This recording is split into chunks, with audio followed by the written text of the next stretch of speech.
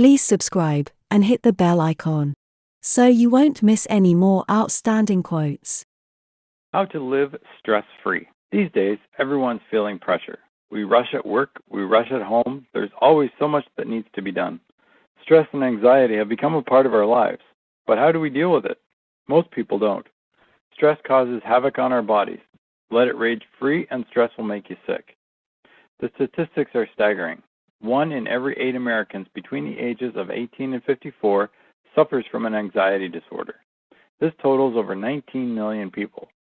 Research conducted by the National Institute of Mental Health has shown that anxiety disorders are the most common mental illness, surpassing even depression. Women are affected almost twice as much as men, and it's the #1 mental health problem among this gender. Men are not unaffected, though. Anxiety disorders in males are second only to alcohol and drug abuse. Anxiety not only takes a toll on our health, but on our checkbooks, to the tune of $46.6 billion annually in the United States. Anxiety sufferers see an average of 5 doctors before being successfully diagnosed. Stress and anxiety go hand in hand. One of the major symptoms of stress is anxiety, and stress accounts for 80% of all illnesses, directly or indirectly. Stress is more dangerous than originally thought. You probably already know that it can raise your blood pressure, increasing the likelihood of a stroke. But recently, it's been claimed that 90% of visits to a primary care physician were because of stress-related disorders. Health Psychology magazine reports that chronic stress can interfere with the normal function of the body's immune system, and studies have proven that stressed individuals have an increased vulnerability to catching illness and are more susceptible to allergic, autoimmune, or cardiovascular diseases. Doctors agree that during chronic stress, the functions of the body that are non-essential to survival, such as the digestive and immune system, shut down. Stress is making us sick. Furthermore, stress often prompts people to respond in unhealthy ways, such as smoking, drinking alcohol, eating poorly, or becoming physically inactive. This damages the body in addition to the wear and tear of the stress itself. You can't eliminate stress as part of your life. You can, however, manage it. It's how you react that makes the difference. Coping techniques will help you control stress so that you can maintain your health and your happiness. I have suffered from anxiety disorders caused by stress for years. I've learned of ways to cope with some and dealing with the mechanisms that help me to manage it. This book is a combination of my own experiences and advice from experts. It will provide you with the tools that you can use when you're in a stressful situation. I've also outlined different ways that you can use to face debilitating anxiety and panic attacks. Plus, I will share some amazing information that's helped me. Let's reduce the effects of stress and anxiety from your life. Why are we so stressed out? We're living in very trying times and difficult times. Technology and advancements have made things more complicated than our simple life that our ancestors used to have. Sometimes life can be terribly painful and unfair. Why do some people manage to get through it easier than others? They have better tools. Society as a whole is more stressed. Millions of people are in record levels of debt. Many are losing their jobs, their homes, their health, and sometimes even their sanity. Worry, depression, and anxiety seem to have become a part of life. It seems like we entered the age of anxiety. In fact, Time magazine once proclaimed that this is one of their issues. The constant stress and uncertainties of living in the 21st century have certainly taken their toll. The result is that many people are now living in a state of constant fear and worry. When the 9/11 terrorist attacks happened, this became magnified. In fact, even now, years later, people report they're still a little bit scared every day. They worry that something of that magnitude will happen again. Turn on the news or open up a newspaper and you're bombarded with disturbing images and stories. You begin to wonder if you're safe anywhere. The information age is providing us access to endless data. Most of what is covered in the media is unsettling and disturbing news. Having more women in the workplace adds to the stress. Many women feel that the need to be everything to everyone, and that includes a paycheck earner, housekeeper, mother, wife, daughter, and sibling. Trying to cram everything in and do it well is a huge stress factor. Women are so busy doing that they don't make the time for themselves and they get to feel guilty. This cycle is a losing one, and it's driving stress levels to an all-time high. Even children can feel the pressure and stress of anxiety. Teenagers who want to go to college feel pressure to obtain scholarships. They need part-time jobs in order to earn money for extras that their parents can no longer afford. Add peer pressure into the mix, and you have a terrible pressure cooker. Cell phones, internet, Palm Pilots, Blackberries, iPods, we're always on the go and always reachable. There's no downtime in life anymore. We're so busy that we've forgotten how to relax, and our minds are constantly going over what needs to be done. We feel pressure to do these things because we think we have to, not because we want to. It's difficult for people just to say no. Not saying that one little word piles up unneeded expectations and obligations that make us feel anxious. All of us will experience situations that may cause us to be a little stressed and feel anxious. The reasons are endless, but here's a few of the common stress triggers: buying a property, career pressures, having guests stay over, being bullied, exams, looking after children, managing finances, relationship issues, deaths, illness, and even traveling. Stress is a normal function of everyday life. Only when it starts to take over your life does it become a problem. Everyone reacts to stress situations differently. It's usually when we don't feel in control of a situation that we feel its grip tightening around us, causing extreme stress. Regain that control and lose the stress. You have everything inside you that you need to overcome stress and the accompanying anxiety. You can gain the upper hand on stress. Let's look at the barriers we put up and how we can prevent ourselves from becoming stressful and to become healthy and getting rid of our anxiety. Blocking behaviors, keeping your stress alive. There are 3 obsessive behaviors that you are likely to be engaging in that impede your healing process and stop you from enjoying life. Recognizing these barriers is the first step toward getting rid of some of the problems that happen when you're too stressed. The first is obsessive negativity.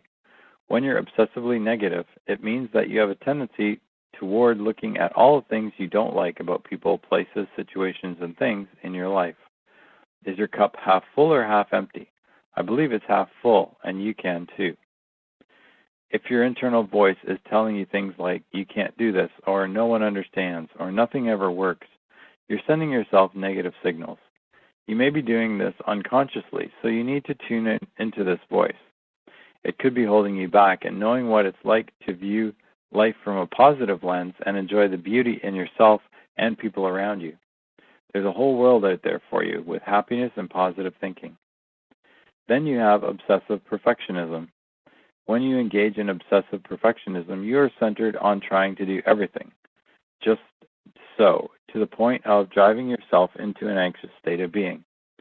You may find yourself making statements such as, I have to do this right or I'll be a failure, or I'm not precise. People will be mad at me and they won't like me anymore. Again, this behavior may be totally under the threshold of your awareness, but it interferes greatly with your ability to enjoy things without feeling uptight and stressed. Finally, there's obsessive analysis. When you're obsessed about analyzing things, you might find yourself wanting to rehash a task or an issue over and over again. For instance, you might find yourself making statements such as, I need to look this over, study it, and know it inside out, or else I can't relax. Or if I relax and let things go without looking them over repeatedly, things go wrong. While analytical thinking is an excellent trait, if it's done in excess, you never can get to stop and smell the roses because you're too busy trying to analyze everything and everyone around you. Gaining insight into this type of behavior is one of the most important keys to letting go of stress and getting complete power over your anxiety. If you find yourself engaged in any of the above blocking behaviors, there are 2 things you can do to help yourself stop. First, ask the people you know, love, and trust, am I negative about things? Do I complain a lot? And am I difficult to be around? This may be hard for you to listen to as the truth sometimes hurts, but the insight you'll get from others' assessment of you is invaluable. You'll know precisely how others see you. Accept their comments as helpful information, and you'll gain insight about yourself. Second, keep a journal to write down and establish patterns of when you are using blocking behaviors. Even if you're not thrilled with the idea of writing, you can make little entries into a notebook or journal each day. The great part is you'll begin to see patterns in your behavior that reveal exactly what you're doing to prevent yourself from curing your anxiety. We'll give you some great stress-busting techniques later in this book, but you need to recognize these blockages first so you can move into the healing stage and conquer your stress and anxiety. Many people think that stress and anxiety is the same thing, and this couldn't be further from the truth. Stress or anxiety? Contrary to popular belief, there is a difference between stress and anxiety. Stress comes from the pressure we feel in life as we are pushed by work or any other task that puts undue pressure on our minds and body. Adrenaline is released, extended stay of the hormones causes depression, a rise in the blood pressure, and other negative changes and effects. One of these negative effects is anxiety. With anxiety, fear overcomes all emotions accompanied by worrying about apprehension, making a person a recluse and full of jitters. Other symptoms are chest pains, dizziness, and shortness of breath, and panic attacks. Stress is caused by something happening in our life now. Anxiety, stress that continues after the stressor is gone.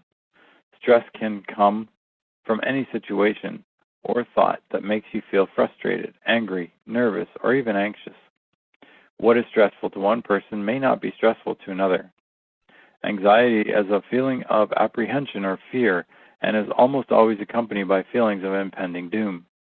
The source of this uneasiness is not always known or recognized, which can add to the distress that you feel. Stress is the way our bodies and minds react to something which upsets our normal balance in life. An example of stress is the response we feel when we're frightened or threatened.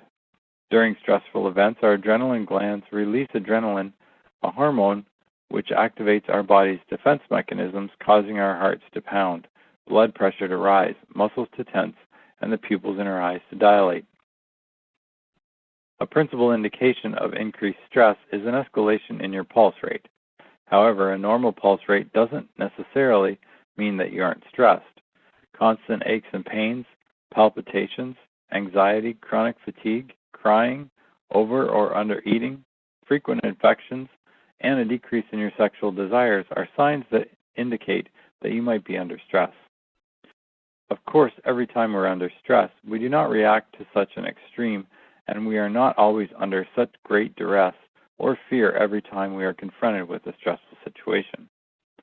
Some people are more susceptible than others to stress. For some, even ordinary daily decisions seem insurmountable. Deciding what to have for dinner or what to buy at the store is a seemingly monumental dilemma for them. On the other hand, there are those people who seem to thrive under stress by becoming highly productive, being driven by the force of pressure. Research shows that women who have children have higher levels of stress-related hormones in their blood than women without children. This does not mean that women without children don't experience stress. Absolutely not. It means that women without children may not experience stress as often or to the same degree with which women with children have. This means for women with children, it's particularly important to schedule time for yourself. You'll be in a better frame of mind to help your children and meet the daily challenge of being a parent once your stress level is reduced. Anxiety, on the other hand, is a feeling of unease. Everybody experiences it when faced with stressful situations. For example, before an exam or an interview, or during worrying times such as an illness. It's normal to feel anxious when facing something difficult or dangerous, and mild anxiety can be a positive and useful experience. However, for many people, anxiety interferes with normal life.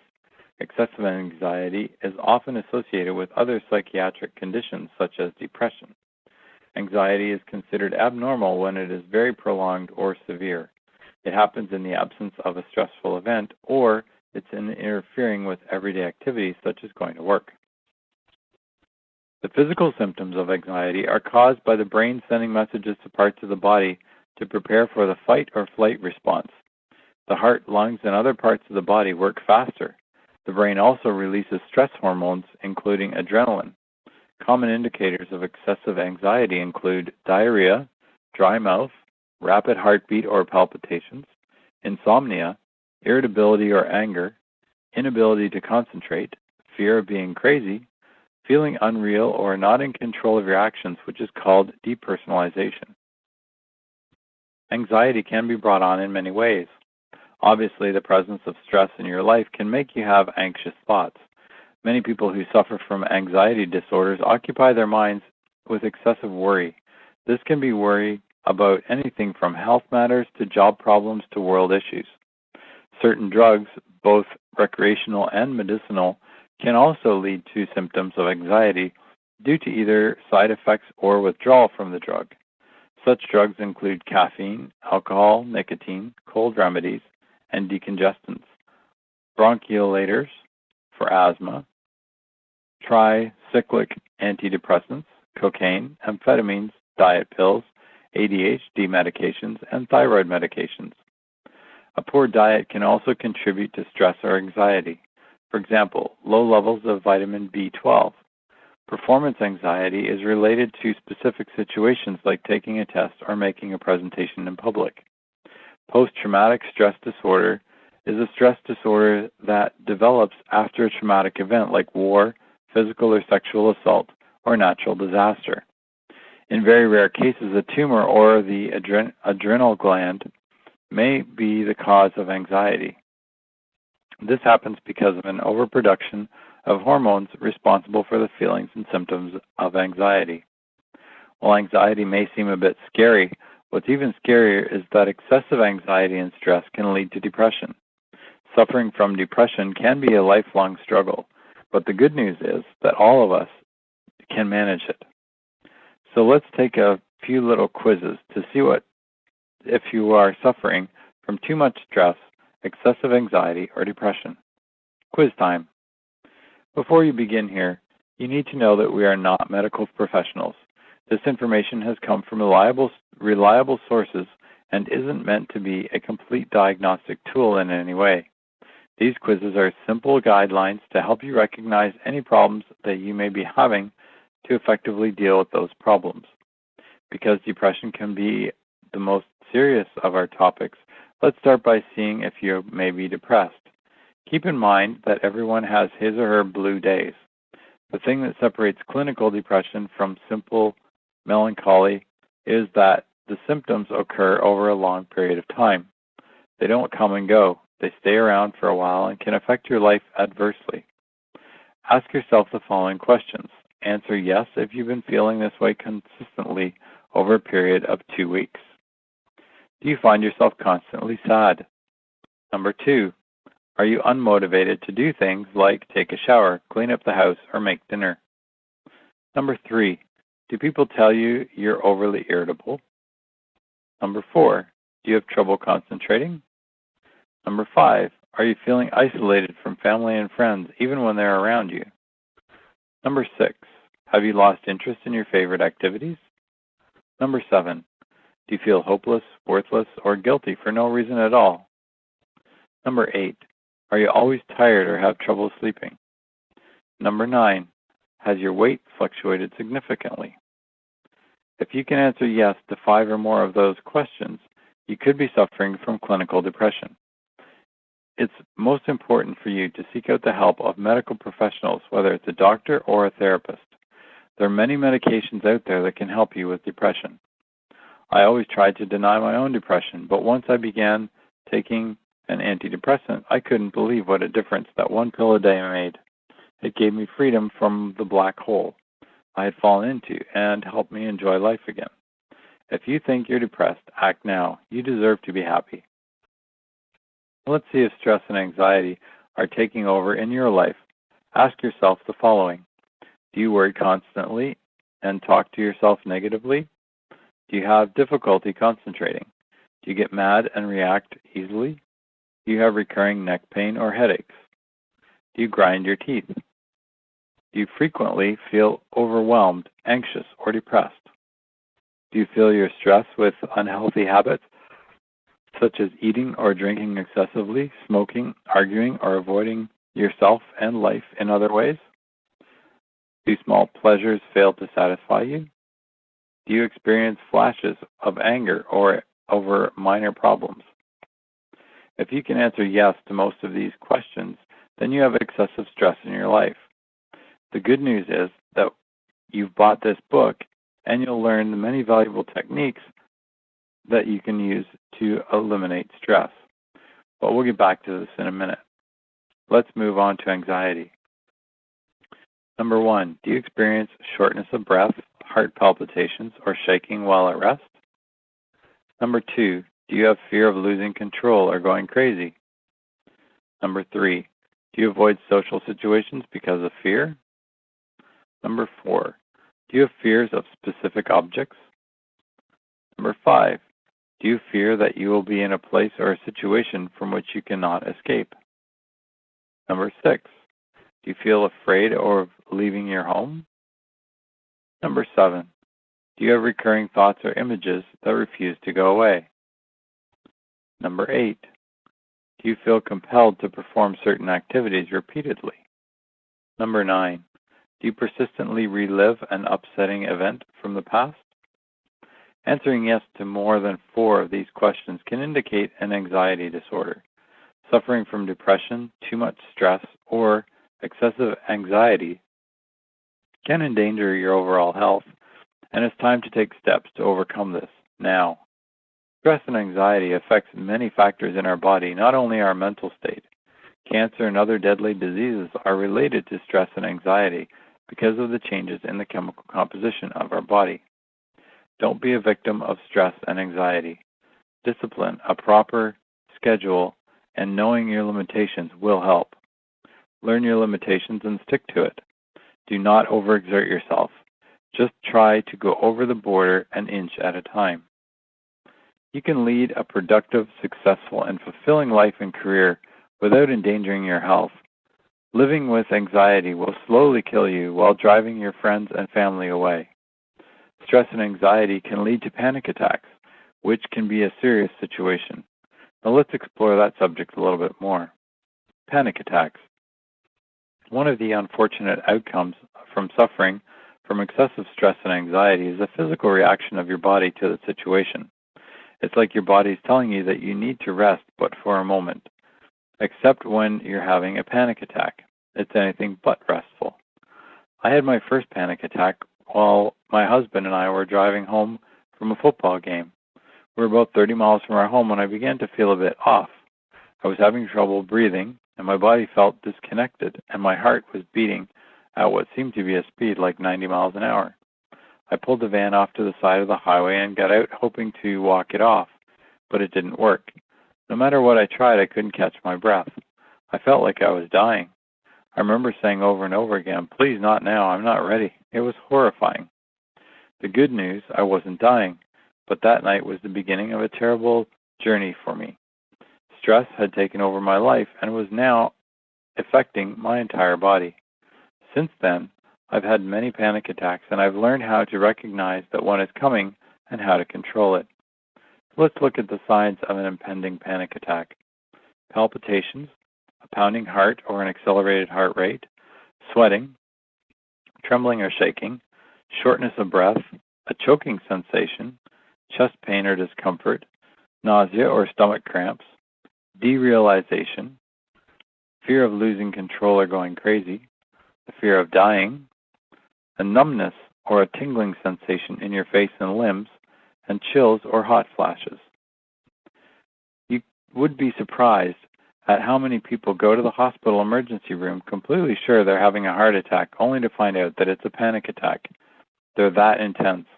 It's very difficult for your loved ones to imagine or even understand what you're going through when you have a panic attack. They may lose patience with you, tell you to get over it, or think you're faking. It may help if you show them the following scenario. If you're standing in line at the grocery store, it's been a long wait, but there's only one customer to go before you make it to the cashier. Wait, what was that? An unpleasant feeling forms in your throat. Your chest feels tighter Now suddenly a shortness of breath happens, and what do you know? Your heart skips a beat. Please God, not here. You make a quick scan of the territory. Is it threatening? 4 unfriendly faces are behind you, and 1 person is in front of you. Pins and needles seem to prick you through your left arm. You feel slightly dizzy, and then the explosion of fear as you dread the worst. You're about to have a panic attack. There's no doubt in your mind that this is going to happen and it's going to be a big one. Okay, time for you to focus. You know how to deal with this. At least you hope you do. Start breathing deeply, in through your nose and out through your mouth. Think relaxing thoughts, and again, while breathing in, think relax, and then breathe out. But it doesn't seem to be having any positive effect.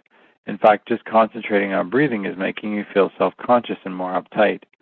Maybe you need to just try and relax your muscles. Tense both shoulders, hold for 10 seconds, then release. Try it again. Nope, still no difference. The anxiety is getting worse, and the very fact that you are not being able to cope using the techniques worsens your panic. If only you're with a family member or a close friend, then you could feel more confident in dealing with the situation. The adrenaline is pumping through your system. Your body is tingling with uncomfortable sensations. You feel like you're losing complete control of your emotions. No one around you has any idea of the sheer terror that you're experiencing. For them, it's just another regular day and another frustratingly slow line at the grocery store. You realize you're out of options. It's time to run. You excuse yourself from the line, looking embarrassed because it's your turn to pay. The cashier looks bewildered when you leave your shopping behind and stroll towards the door. There's no time for excuses. You need to be alone. You leave the supermarket and get into your car and ride it out alone. You wonder whether or not this one was the big one. The one you fear will push you over the edge mentally and physically. 10 minutes later, the panic subsides. It's only 11 o'clock in the morning. How in the world can you make it through the rest of the day? If you suffer from panic or anxiety attacks, the above scenario probably sounds very familiar. It may even be induced feelings of anxiety and panic just reading it. In fact, it was difficult for me just to write it. The particular situations that trigger your panic and anxiety may differ. Maybe the bodily sensations are a little different. What's important to realize is that panic attacks are very real to the people who are having them, and they should never be pushed off to the side. I remember one evening at home when I was by myself watching one of my favorite television programs. I thought I was in a safe place. There was no obvious trigger, and I felt completely relaxed. Out of nowhere, I began having the symptoms of a panic attack. The 4 walls in my living room were closing in around me. I couldn't breathe, and I felt like I was dying. I stepped out on my front porch for some fresh air and began deep breathing exercises. The symptoms eventually went away, but it left me wondering why exactly I had the attack. There are no obvious reasons, no stressful situation, and no indication that a panic attack might be impending. That's the strange thing about panic. Sometimes your mind can play tricks on you. Even when you think there's no danger of having a panic attack, your brain might feel differently. That's the scary part. The good part is that there's always ways to combat panic attacks and cope much better when you find yourself in that situation. Dealing with panic attacks. If you have panic attacks, it may help to comfort you that you're not alone. You're not even 1 in a million. In America, it's estimated that almost 5% of the population suffer from some sort of anxiety disorder.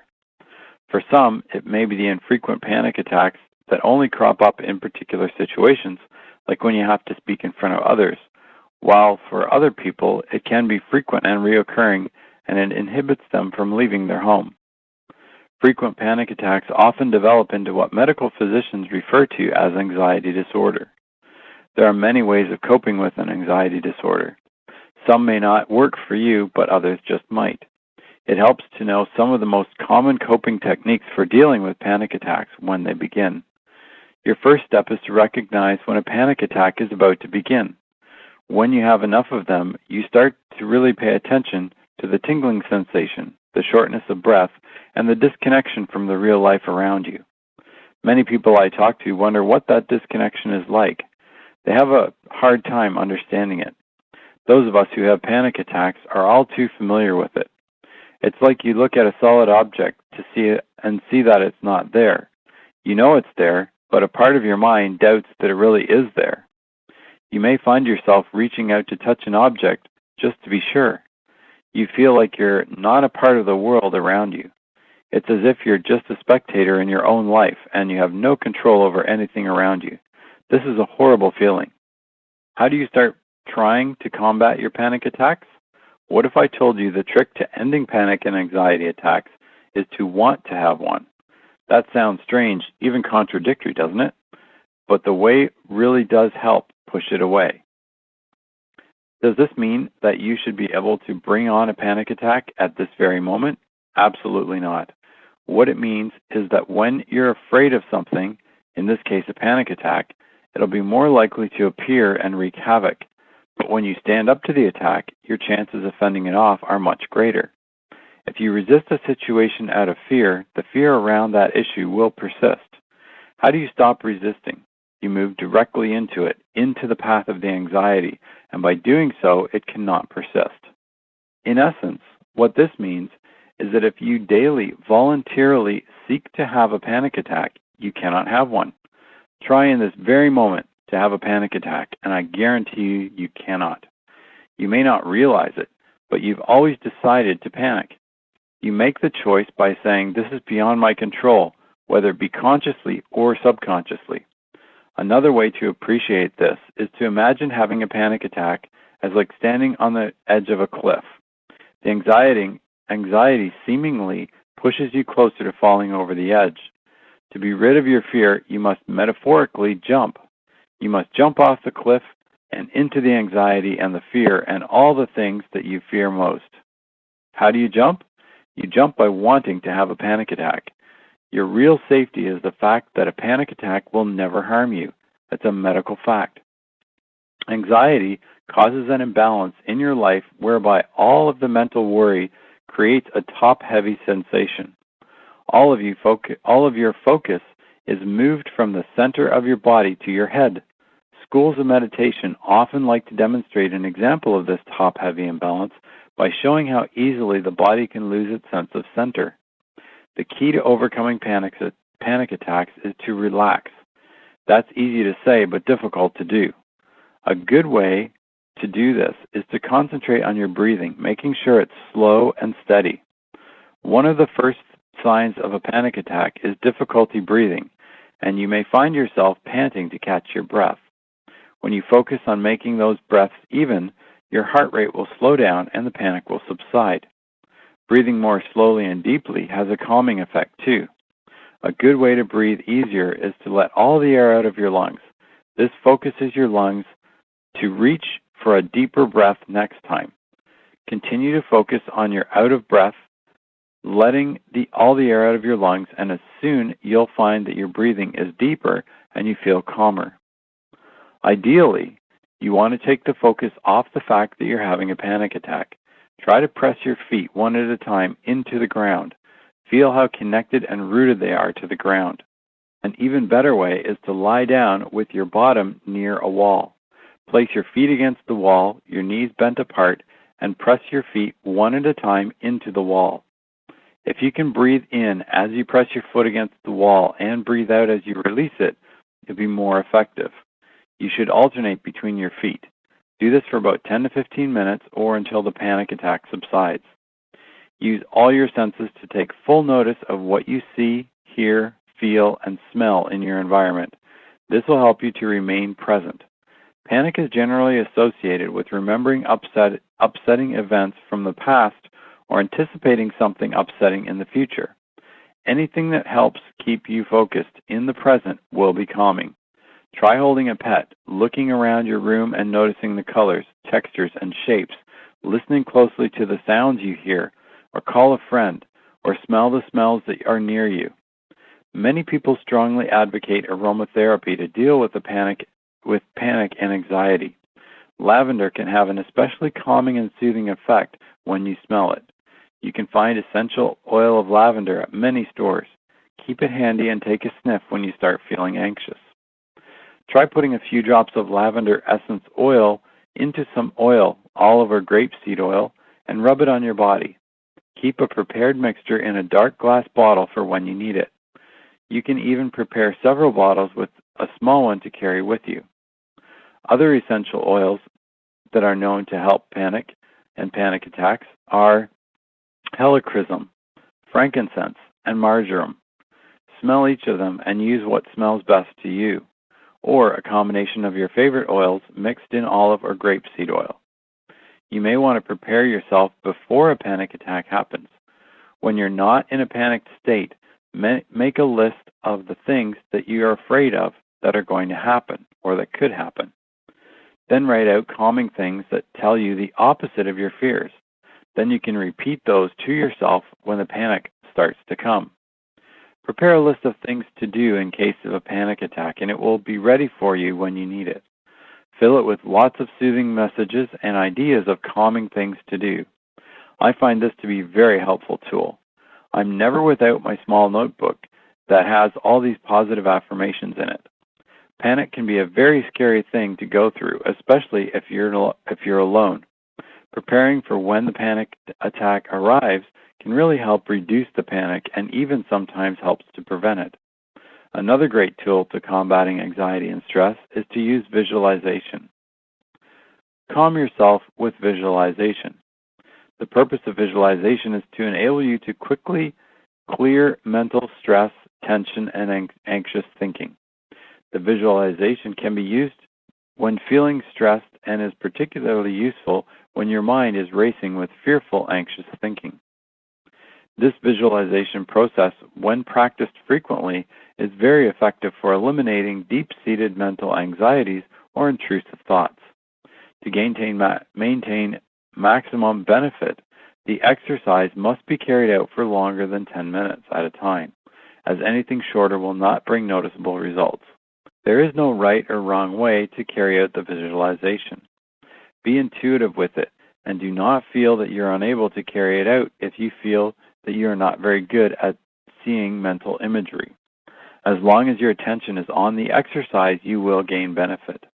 It's best to do this exercise in a quiet place where you won't be disturbed, and then when you're more practiced, you'll be able to do the same positive results in a busier environment, such as in the workplace. You should notice a calming effect on your state of mind along with a sensation of mental release and relaxation. Either sitting or standing, close your eyes and move your attention from your breath. To become aware of your breathing, place one hand on your upper chest and one hand on your stomach. Take a breath and let your stomach swell forward as you breathe in and fall back gently as you breathe out. Take the same depth of breath each time and try to get a steady rhythm going. Your hand on your chest should have little or no movement. Again, try to take the same deep breath each time that you breathe in. This is called diaphragmatic breathing. When you feel comfortable with this technique, try to slow down your breathing rate down by instituting a short pause after you've breathed out and before you breathe in again. Initially, it may feel as though you're not getting enough air in, but with regular practice, this slow rate will soon start to feel comfortable. It's often helpful to develop a cycle where you count to 3 when you breathe in, pause, and then count to 3 when you breathe out, or 2 or 4, whatever is comfortable for you. This will also help you focus on your breathing without any other thoughts coming into your mind. If you're aware of other thoughts entering your mind, just let them go and bring your attention back to counting and breathing. Continue doing this for a few minutes. If you practice this, you'll begin to strengthen the diaphragmatic muscles and it will start to look and work normally for you, leaving you with a nice, relaxed feeling all the time. Now move your attention to your feet. Try to really feel your feet. See if you can feel each toe.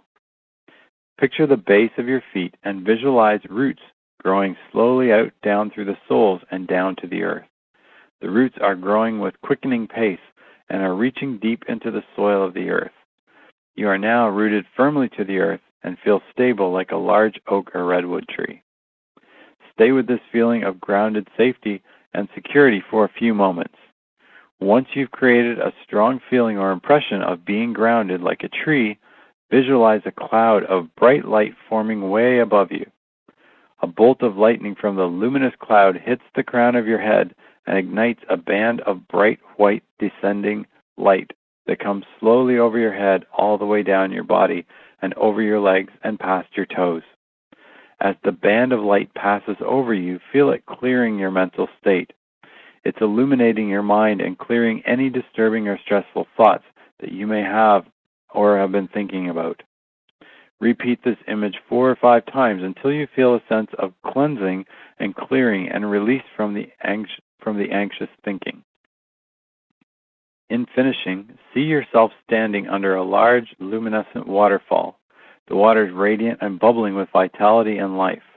As you stand under the waterfall, you can feel the water running over every inch of your body, soothing you and instilling you with a sense of deep calm.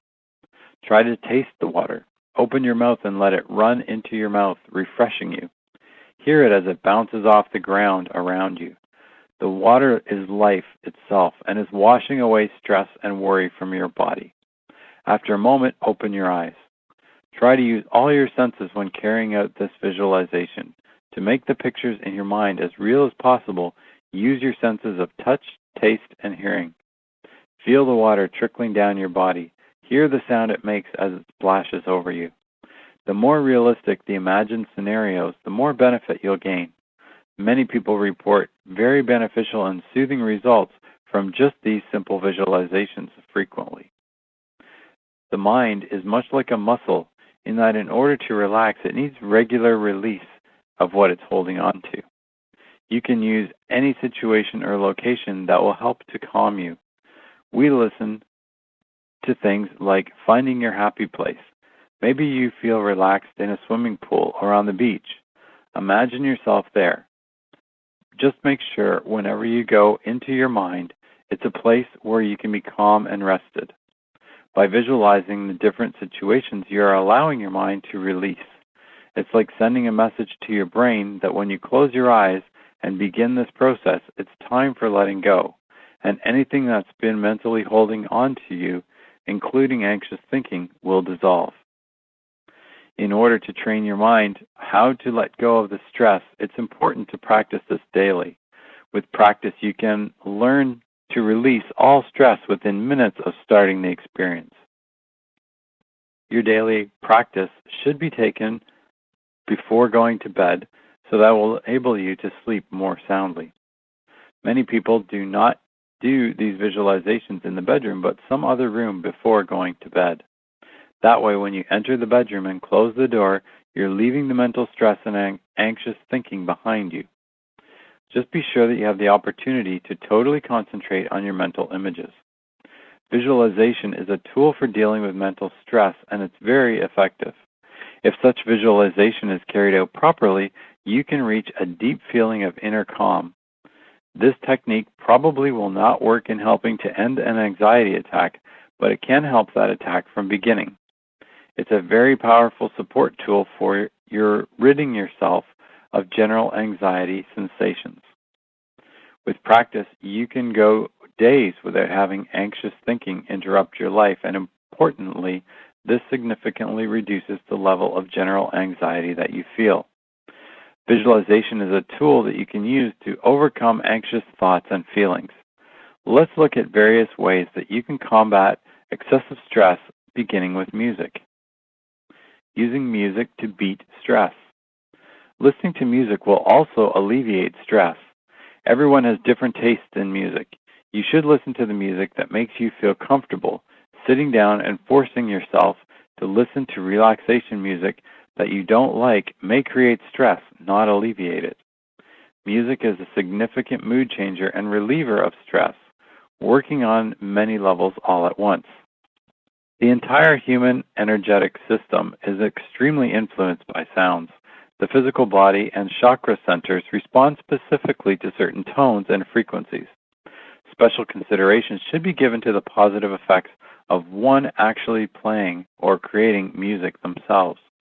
Among the first stress-fighting changes that take place when we hear a tune is an increase in deep breathing. The body's production of serotonin also accelerates. Playing music in the background while you're working has been found to reduce the stress of the workplace. Music was found to reduce heart rates and to promote higher body temperature, an indication of the onset of relaxation. Combining music with relaxation therapy has more effective than doing relaxation therapy alone. Many experts suggest that it's the rhythm of the music or the beat that has the calming effect on us, although we may not very consciously realize that. When in your mother's womb, we are influenced by the heartbeat of our mother. We respond to the soothing music at later stages in life, perhaps associating it with the safe, relaxing, protective environment provided by our mothers. Music can be one of the most soothing or nerve-wracking experiences available. Choosing what will work for any individual is difficult. Most will choose something they like instead of what might be beneficial. In doing extensive research on what any given piece of music produces in the psychological response system, many unexpected things were found. Many of the so-called meditation and relaxation recordings actually produced adverse EEG patterns, just as bad as hard rock and heavy metal. The surprising thing was many selections of Celtic, Native American, as well as various musics containing loud drums or flutes were extremely soothing. The most profound finding was that the music performed live and even at moderately loud volumes, even if somewhat discordant, had a very beneficial response. As we mentioned before, no single music is a good fit for everyone. People have different tastes, and it's important that you like the music that's being played. I recently picked up a rest and relaxation CD that has done wonders for me. It has the sounds of the ocean in the background while beautiful piano music plays. I find this very soothing. It's not a good idea to play ballads or songs that remind you of a sad time in your life when you're trying to de-stress. You're trying to relax and wash away the anxious thoughts. The last thing you need is for a sad song to bring up unhappy memories. Here's some general guidelines to follow when using music to de-stress. To wash away stress, try taking a 20-minute sound bath. Put some relaxing music on, then lie in a comfortable position on a couch or the floor near the speakers. For a deeper experience, you can wear headphones to focus your attention and to avoid distraction. Choose music with a slow rhythm, slower than the natural heartbeat, which is about 72 beats per minute. Music that has repeating or cyclical patterns is found to be effective in most people. As the music plays, allow it to wash over you, rinsing off the stress of your day. Focus on your breathing, letting it deepen, slowen, and become regular. Concentrate on the silence between the notes in the music. This keeps you from analyzing the music and makes relaxation more complete. If you need stimulation after a day of work, go for a faster music rather than slow, calming music. Turn up the volume and dance. It doesn't matter if you can actually dance. Just move along with the music and do what feels good. You'll be shocked at the release you can feel. When the going gets tough, go for music that you're familiar with, such as childhood favorites or favorite oldies. Familiarity often breeds calmness. Take walks with your favorite music playing on your iPod or your MP3 player. Inhale and exhale in tune with the music. Let the music take you. Combining exercise, imagery, and music is a fantastic stress reliever. Listening to the sounds of nature, such as the ocean waves or the calm of a deep forest, can reduce stress. Try taking a 15 to 20-minute walk if you're near the seashore or a quiet patch of woods. If not, you can buy tapes with these sounds in many music stores. Another great relaxation technique is self-hypnosis. Self-hypnosis for stress. You can also practice self-hypnosis on your own. Find a quiet place where you can fully relax and listen to your inner voice. Don't try to make something happen, just let your mind listen and relax. A large part of achieving a hypnotic state is to allow it to actually happen. Don't watch for certain signs or signals that you might be in a hypnotic state. If you look for these signs and signals, you won't be able to fully relax and gain the benefits of self-hypnosis. There are lots of different ways to experience hypnosis. Although no two people will have exactly the same experience, everyone will find the hypnotic state pleasant. There are no bad trips in hypnosis. Keep in mind that your self-hypnosis is a skill and that you will continue to get better at it. The more experienced you become, the more powerful self-hypnosis is. Set up a schedule of practice, allowing yourself between 10 and 30 minutes of uninterrupted time. If possible, practice during the best part of your day, at a time when you're least likely to be disturbed by others. Most people find the best practice lying down in a comfortable position with as few distractions as possible. If you're bothered by noise while you practice, you can try to block out some of the other source with sound. You can try stereo music in the background or white noise if you like. If, like most people, you don't have a white noise generator, try tuning a radio receiver between stations. The static you get will be that's similar to white noise. However, this takes an older or cheaper FM receiver without a noise suppressor. Sometimes AM tuners can do this for you as well. This should just be the background noise and not too loud to be distracting. The basic divisions of hypnotic induction are relaxation, deepening, suggestion application, and termination. Number 1 is relaxation. Your first job in the hypnotic induction is to slow the juices down and get yourself relaxed. But don't try to force your mind to relax. If you get yourself physically relaxed, your mind will follow. Relaxation, really deep relaxation, is an ability that most people have either lost or never developed. Some people can do it quite easily. Others cannot. They just let go of their tensions and let every part of their body become limp and relaxed. If you're one of these people, begin your self-hypnosis practice by getting nicely relaxed. Take your time. This is not something that you want to rush. The time involved for the relaxation phase of your self-hypnosis induction can vary from half an hour to just a few seconds. It's an important part of the induction and should not be slighted. As you get better at and your skills increase, you'll recognize deeply relaxed states and you'll be able to achieve them in a surprisingly short time. But as a beginner, take your time. It will be time well spent. A very popular method of deep relaxation is the Jacobson Progressive Relaxation Procedure. This involves tensing each of the major muscle groups of your body, your foot and your lower leg on each side, upper leg and hip, abdomen, etc. Tense the muscle groups for a few seconds and then let go. Number 2 is the deepening procedures. Once you've completely relaxed and your relaxation phase is complete of your self-hypnosis induction procedure, you can begin the deepened relaxation state. At some time between the deep relaxation and the deepening procedures, you will move into a hypnotic state. You probably won't know it, especially as a beginner, but it will happen sooner or later. One of the first hurdles a beginner must get over is the compulsion to watch for it. That is, you'll keep waiting for hypnosis to happen, for some change in your awareness or the way that you feel, that you will say to you, "Oh, you're hypnotized."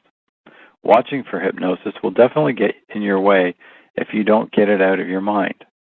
Going into a hypnotic state in this respect is similar to going to sleep. If you try to catch yourself going to sleep, if you try to be aware of the precise instant in which you actually go to sleep, you're much less likely to go to sleep. Watching keeps you awake. In the same way, you will not know when you go into a hypnotic state, but that won't be because you lost consciousness. You just won't. Later, after you have been practicing regularly for a few weeks or a month or two, you'll be much more familiar with yourself, and you'll know how it feels to be hypnotized. Does it take everyone weeks or even months to get into a good hypnotic state? Definitely not. Some people have an amazing experience the very first time they try it. Others might practice for several days, noticing nothing, and then suddenly they have one of those great induction sessions in which they know something stupendously good happened. But if you're not one of those people, don't worry about it.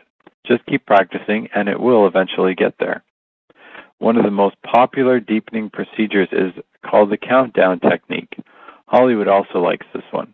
That's why you see it in so many movies, and that's this with the swing of a watch. To use the countdown technique, you simply start counting backward from, say, 20 or 100 or whatever you prefer. Adjust the countdown number to what feels right, and after you have been practiced several times. Imagine that you're drifting deeper with each count. Other images and thoughts will probably intrude themselves as you count. It's natural. Just gently brush them aside, continuing on with your counting. The speed with which you count down should be natural, not too fast, not too slow. For most people, this means counting at a rate of about one count for every 1 or 2 seconds.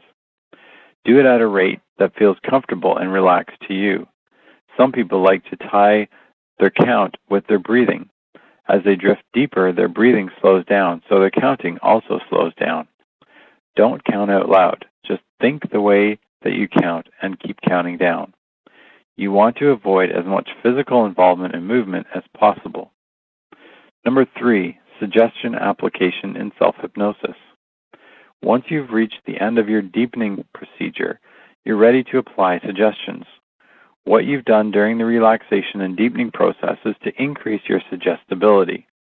That is, you've opened up your subconscious mind at least a little bit to receive your suggestions.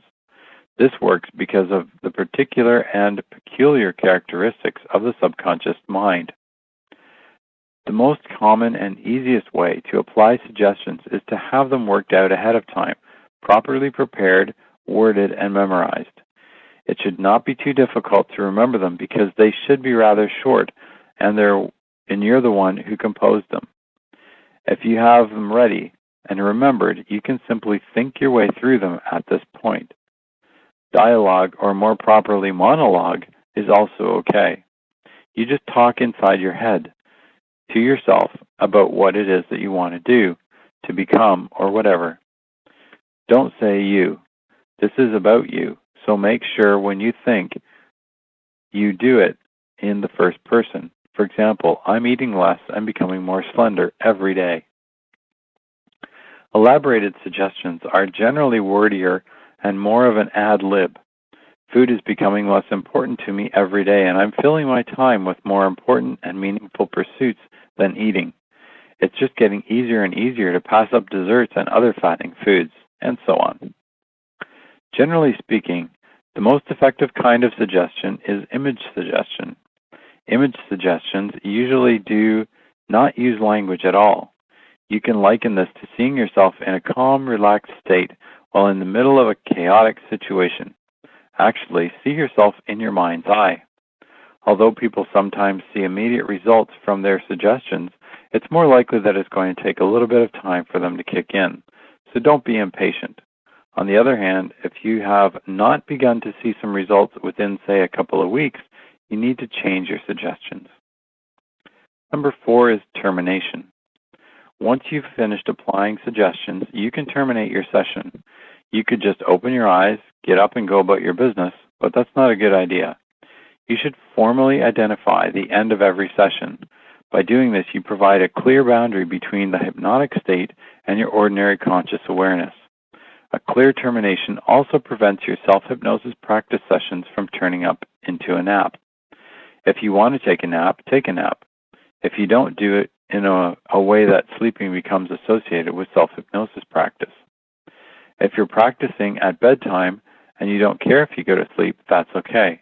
But still draw the line in your mind to indicate the end of your self-hypnosis session. To terminate the session, think to yourself that you're going to be fully awake and alert after you count up to 3. 1, I'm beginning to come out of it, moving toward a waking state. 2, I'm becoming more alert, getting ready to wake up. 3, I'm completely awake. Self-hypnosis can work wonders when it is practiced on a regular basis. You'd be amazingly surprised at the level of relaxation that you can get into. Now we'll move on to stress management techniques. Stress management.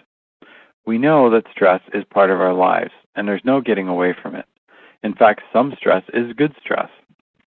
It can motivate you to do things that you would not do in a relaxed state. Stress can make you brave enough to go forward when normally you would hesitate. You have to be resilient in order to effectively cope with stress and help it enhance your life instead of controlling it. How do you get strong and resilient? By learning how to take control of your stress and make it work for you instead of against you. Recognizing stress symptoms can be a positive influence in that we're compelled to take action, and the sooner the better. It's not always easy to discern why you have the stress in each situation, but some of the more common events that trigger these emotions are the death of a loved one, the birth of a child, a job promotion, or a new relationship. We experience stress when we readjust our lives. Your body is asking for help when you feel these stress symptoms. There are three major approaches to managing stress. The first is the action-oriented approach. In this method, the problems that cause stress are identified and necessary changes are made to alleviate them. The next approach is emotionally oriented, where you overcome stress by giving a different color to the experience that caused stress. The situation which causes stress is seen humorously or from a different angle. Sometimes you can't avoid the stressor, but you can learn to see the humor instead of the doom. The third way is acceptance-oriented approach. This approach focuses on surviving the stress caused due to some problem in the past. The first stress management tip is to understand the root cause of your stress. No one understands your problem better than you do. A few minutes spent to recognize your true feelings can completely change the situation. During this process, identify what triggers the stress. Share this with a loved one if you can. If you're overstressed, you feel that you're going to collapse, take a breath and count to 10. This pumps extra oxygen into your system and rejuvenates your entire body. When under severe stress, meditate for a moment and pull out of the current situation for a little while. Stand up from your current position and walk. Stretch yourself, and soon you'll find that stress has lessened. This is because you have relaxed. Relaxation is the best medicine for stress. Smiling is another form of stress management. If you're in the workplace, just stand up and smile at your colleagues in the far corner. You'll see a change in your mood. You can also invent your own stress management tips. The basic idea is to identify the cause of stress and pull out from it for that moment, and then deal with it. Taking a short walk and look at nature can be another stress reliever.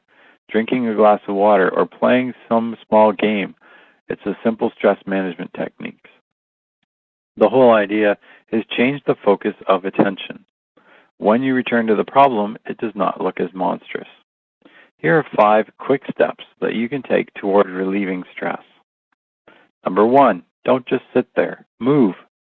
According to many psychologists, motion creates emotion. When you're idle, it's easy to become depressed.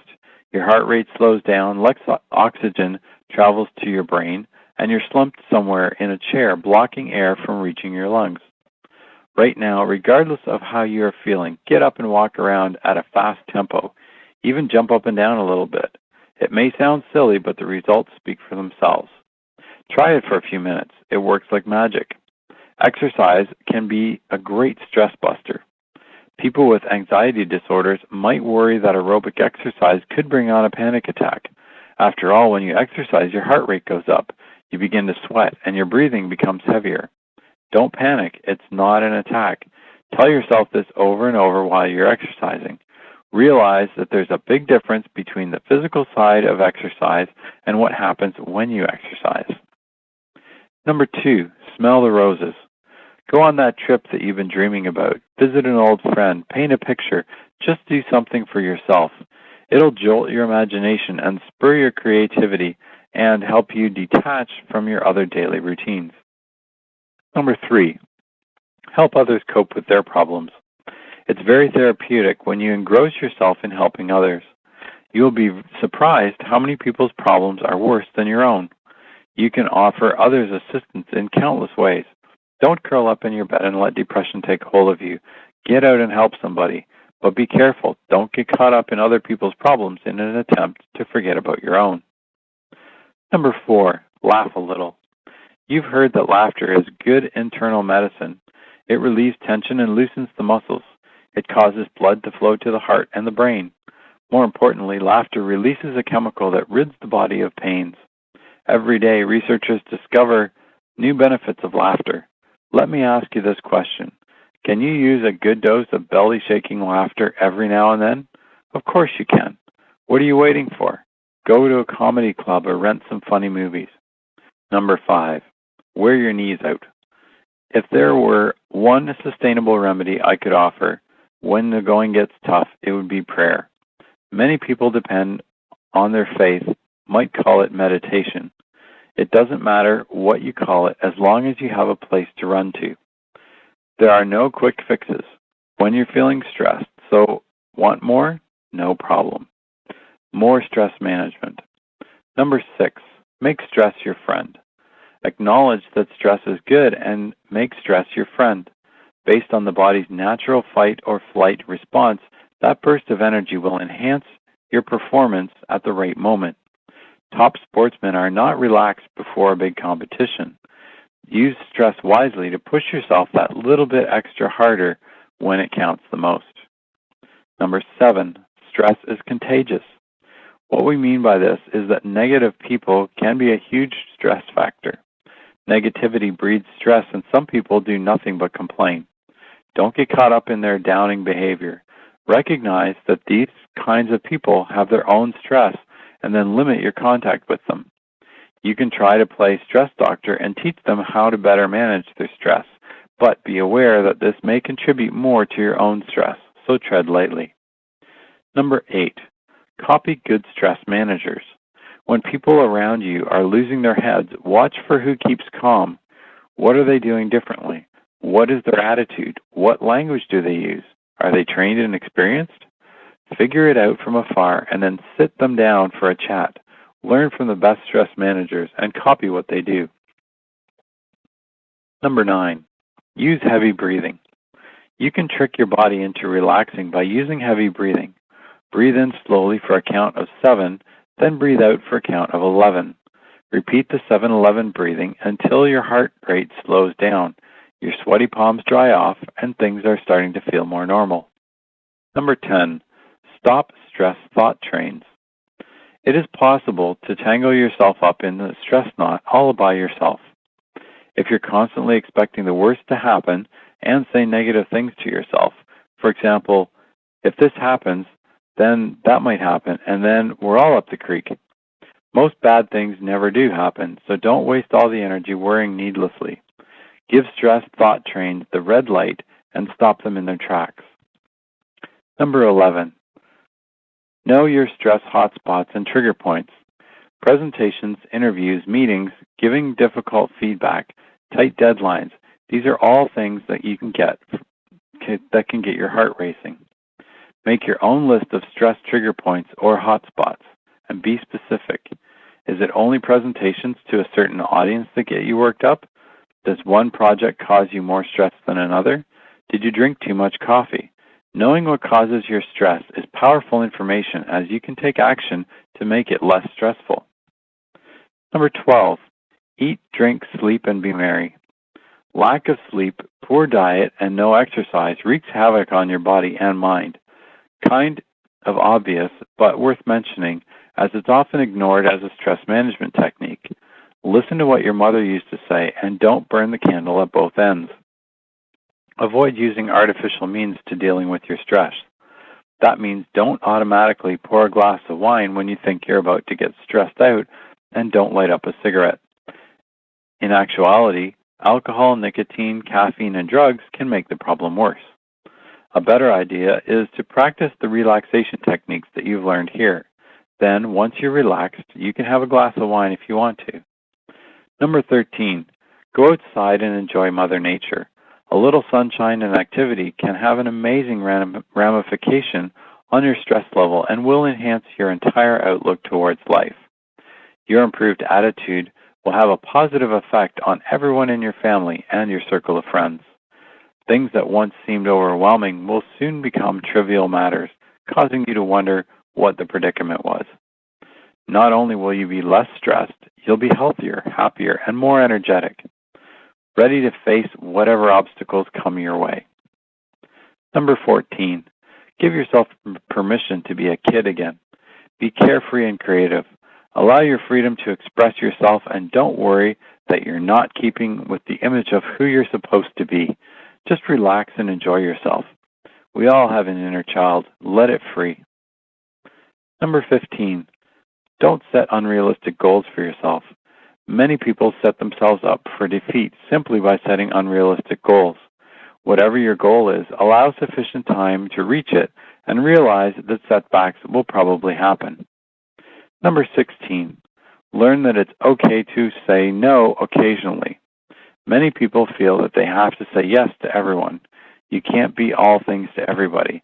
You must first meet your own needs before you can give to others. Number 17, make time for yourself your number one priority. Once your own needs are met, you'll find you have more time for others. And you may find more pleasure in helping others when you don't feel that you must always put others' needs before your own. Number 18, this is a great idea that works. Okay, ready? Yell. That's right, scream at the top of your lungs as long as you can. While this may not be feasible in your home, it works great when you're in the car with the windows rolled up. Let out a guttural yelp from deep down inside. It's liberating.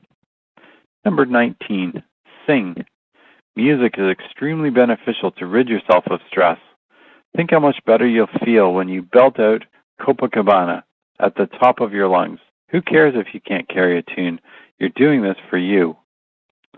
Number 20, take up a new hobby like knitting or crocheting. Don't worry about being good at it. It's the process that's beneficial. Sitting still while performing repetitive movements is calming and stabilizing for many people. It can be time to collect your thoughts. Number 21, start a garden. Even apartment dwellers can do this. Inside in pots on the patio, pots, a small spot in your yard, there's very little work to setting it up. Tending plants, fruits, vegetables, flowers, and watching them grow and bloom or yield food is rewarding. Avid gardeners say working in a garden is the best way to control stress and worry. An added benefit is the creation of a more beautiful, restful environment. Number 22, play with a dog or a cat. Experts say pet owners live longer lives and fewer stress symptoms than non-pet owners. Playing with your pet provides good vibrations for you and the pet. It's a form of social interaction with no pressure to meet anyone's expectations. Number 23, look at the stars and the moon. It can be a very humbling experience to lay on a blanket with your hands behind your head and gaze up into the night sky. It's more than humbling, it's downright beautiful and relaxing. Number 24, treat yourself to some comfort food, but be careful or overeating could become your big stressor. Enjoy in moderation and you'll feel better. Number 25, swing. Remember the feeling of sitting inside that little piece of leather on the playground as you sway back and forth and feel the wind whipping through your hair? Well, do that. If you don't have a swing in your yard, go to the playground and remember to pump your legs back and forth and see how high you can go. Number 26, take a candle-lit bubble bath. Even men will benefit from a warm bath bathed in the soft glow of candlelight. Lay your head back, feel the bubbles in the warm water, and let your stress go right out the window and down the drain. Now that you have 26 ways to relax and de-stress, you can come up with your own as well. The key really is to find something that makes you feel better when you're overwhelmed and practice that method faithfully. You'll be a healthier person overall. Just say no. This is a big issue, so let's look at it more closely. A huge problem people who are overly stressed have is the ability to say no. Maybe your mother wants you to take grandma to the store, but you're in the middle of a big work project. Perhaps your best friend asks if you wouldn't mind babysitting her kids when you've already made plans with yourself to get your hair cut. There's no reason why you have to say yes to everybody. In fact, there are often times when you should turn them down. If you find yourself agreeing to do things when you really don't want to, you're a people pleaser. Sounds like a nice trait to have, but it's a huge stressor. People pleasers think of other people's needs before their own. They worry about other people, what they want, think, or need, and spend a lot of time doing things for others. They rarely do things for themselves, and then they feel guilty when they do. It's hard work being a people pleaser. People pleasers hold back saying what they really think. They don't ask for things that they would really like, and they think if someone will be upset with them if they do ask. Yet they often spend time with people who don't consider their needs at all. In fact, people pleasers often feel driven to make insensitive or unhappy people feel better, even at the detriment to themselves. Constantly trying to please other people is draining, and many people pleasers feel anxious, worried, unhappy, and are tired a lot of the time. They may not understand why no one does anything for them when they do so much for others, and yet they don't ask for what they need. A people pleaser may believe that if they ask someone for help and that person agrees, that person would be giving out of obligation, not because they really wanted to. The thinking goes, if they really wanted to help, they would have offered without me asking. This line of thinking happens because people pleasers themselves feel obliged to help and do not always do things because they want to. Sadly, people pleasers have been taught that their worth depends on doing things for others. When they do take a moment for themselves, they feel selfish, indulgent, and guilty, which is why they're often on the go, rushing to get things done.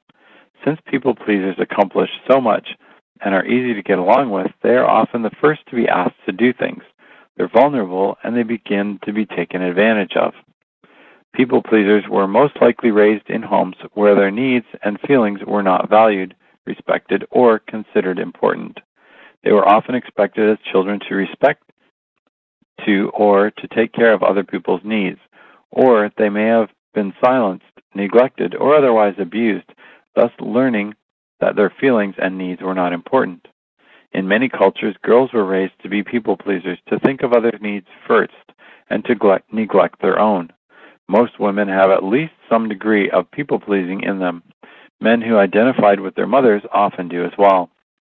People pleasers' focus is mostly on others and away from themselves. They often feel empty or don't know how to feel or what they think or what they want to focus on themselves. It's possible to change this pattern starting now. First, practice saying no. This is a very important word. Say it as often as you can, just to hear it and how it comes out of your mouth. Say it out loud when you're alone. Practice phrases with no in them, such as, no, I can't do that, or no, I don't want to go there. Try it for simply practice, and then build your way up to harder situations. Stop saying yes all the time. Try to pause or take a deep breath before responding to someone's request. You may want to answer requests with, I need to think about that first, and I'll get back to you. Or, let me check my schedule and I'll call you back. Use any phrases that you feel comfortable with that gives you time before you automatically respond with a yes. You'll feel guilty when you start it, but it won't always be so. Remember that your mental health is well worth the aggravation that you may have to take it from others. What's important is you. Figure out what gives you pleasure. For example, you may like reading magazines, watching videos, going to a park, or listening to music. Give yourself permission to do those things and then enjoy them. Ask someone to help you with something. I know this is a hard one, but you can do it. After all, everyone else is asking you for favors. Be tolerant if they turn you down. Just because you have always told them yes doesn't mean they always have to tell you yes. Many people pleasers believe that nobody will like them if they stop doing things for other people. If this happens, then you are just being used, and it's better that those people aren't in your life anyway. People enjoy your company for who you are and not what you do. You deserve to take time for yourself, so say no and take care of yourself without feeling guilty. It's within your reach to change, one small step at a time. Take a break. So often, we know inside ourselves that we need a break. That break might be a full-fledged vacation or a weekend getaway. Either way, getting out of the daily grind can be amazingly liberating and a huge way to get rid of stress and anxiety. Unfortunately, many people think that they can't take time to get away. This is toxic thinking. Get out and get away. How many times have you continued working knowing that you're not giving 100% to the task at hand? How many times have you read or written the same sentence over and over again as your mind keeps wandering and thinking about other things? How often have you wanted to take a break from the family or kids but feared the consequences of doing so? It's time to take a break. Why do we not allow ourselves the time to take a time out? Perhaps we feel like we don't deserve it or that there's just not enough time. There are many genuine reasons for needing to complete jobs and tasks. However, We may also on occasion have hidden agendas as to why we cannot stop for a break. Why? Ego. Some people enjoy boasting about how late they can work in order to complete a project, or how much effort they invested in order to complete a job so quickly. This type of person is often looking to impress others with their efforts, thereby increasing their ego in the process. Or perhaps you think that you can't take time off. I can't stop, I just have to get this finished. Does that sound familiar? I can't stop because the job has to be finished? Why? So I can move straight on to the next thing and the next thing and the next thing and the next thing? This person will find that there is always something that has to be done, which will consistently prevent him or her from taking a break. You feel that you need to be needed. A mother managing the household, kids, and other chores may feel that if her household will collapse if she were to put up her feet and take the weekend off. By not taking a break, she can keep convincing herself that her role is crucial and the family would collapse without her. This may be true, but it won't happen because she's taken the time off for herself. Get rid of that thinking. You can get some amazing benefits just by taking a little time for yourself, allowing your mind and your body to rest and help refocus your attention, sharpen your wits, and increase motivation. In addition, taking time out helps to relieve stress. It can aid in the recovery of tired muscles and also promotes the discovery that there is often more to life than just work. Many athletes will tell you that the important part of their training routine is rest. Muscles need time to repair after a workout. Remember that your brain is a muscle too.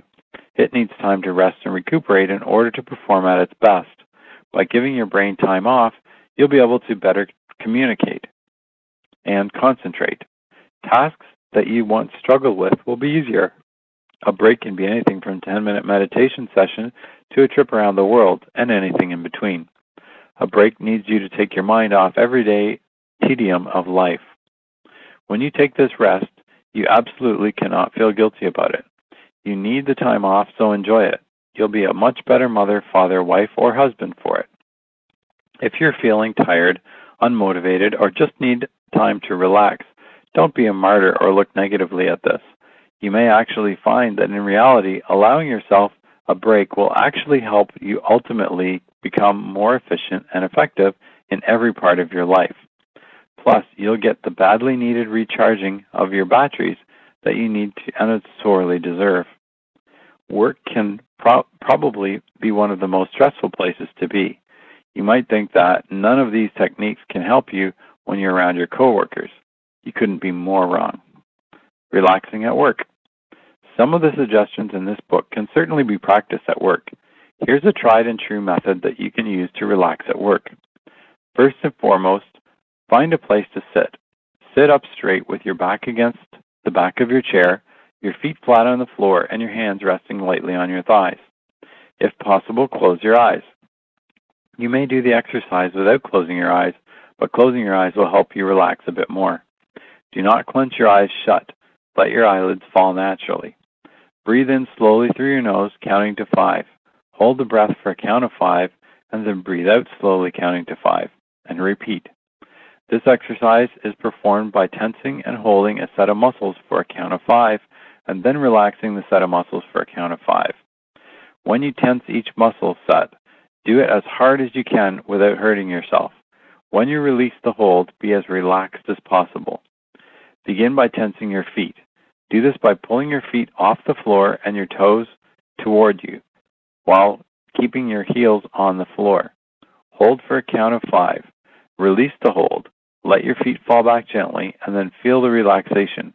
Think about it, how it feels compared to when you've tensed the muscles. Then relax for a count of 5.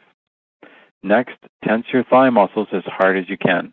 Hold for a count of 5, and then relax the muscles for a count of 5. Then tighten your abdominal muscles. Hold for a count of 5, relax the muscles for a count of 5, and be sure you're continuing to sit up straight.